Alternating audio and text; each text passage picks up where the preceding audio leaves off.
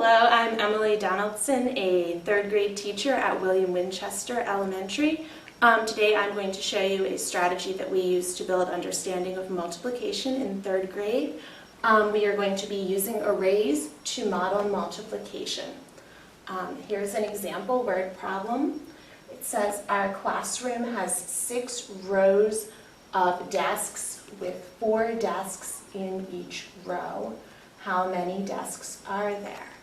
So I can tell that arrays would be a good strategy to use to model this problem because it's a problem dealing with multiple rows of desks. So to show this problem on an array, I would draw 6 rows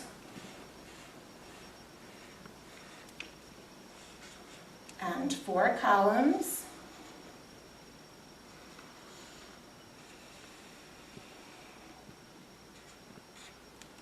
And I know that I can use multiplication to find out how many square tiles are inside of this array.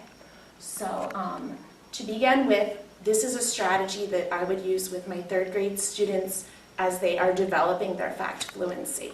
So at this point, when I would teach a strategy like this in the year, students would typically be very fluent. One of the types of facts they would know would be their doubles facts. So as I look at this problem, I can see that I can decompose 4 by breaking the array apart into 2 and 2.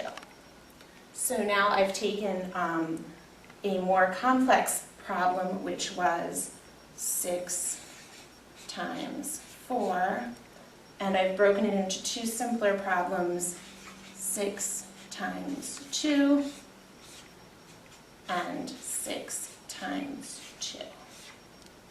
Now, students have already learned through their doubles facts in 2nd grade that 2 6s equal 12. So 6 times 2 is 12, plus another 6 times 2 is also 12, and that equals 24. So that is one strategy that students could use to decompose that array. And there are many ways that they could decompose this array to help them find the product. I'm going to show you one more way that would be efficient that they could use.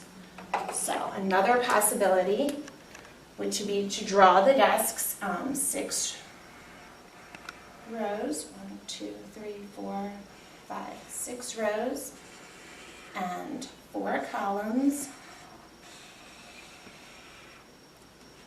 And another set of facts that students should be very familiar with are their 5s facts, which again are facts that are built for fluency early on in the 3rd grade year. So they might decompose the 6 instead of the 4, and they might break the 6 into 5 and 1. And then they could also solve the problem by doing 1 times 4 plus 5 times 4. So again, this is a simpler way to help kids break down this problem and get closer to that fact fluency. And most kids at this point in the year will know that 1 times 4 equals 4, and 5 times 4 equals 20, and together that equals 24. And now there are lots of different ways that students could decompose these arrays, and you'll find that some of them will be more efficient strategies than others.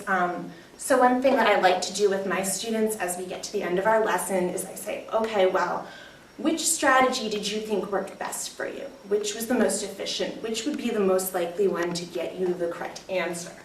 So usually then we come back to our doubles facts. Well, breaking a 6 into 5s and 1s. These are strategies that really help kids get at those correct answers and build towards fact fluency. Thank you so much for joining me today. Again, this was using arrays to model multiplication.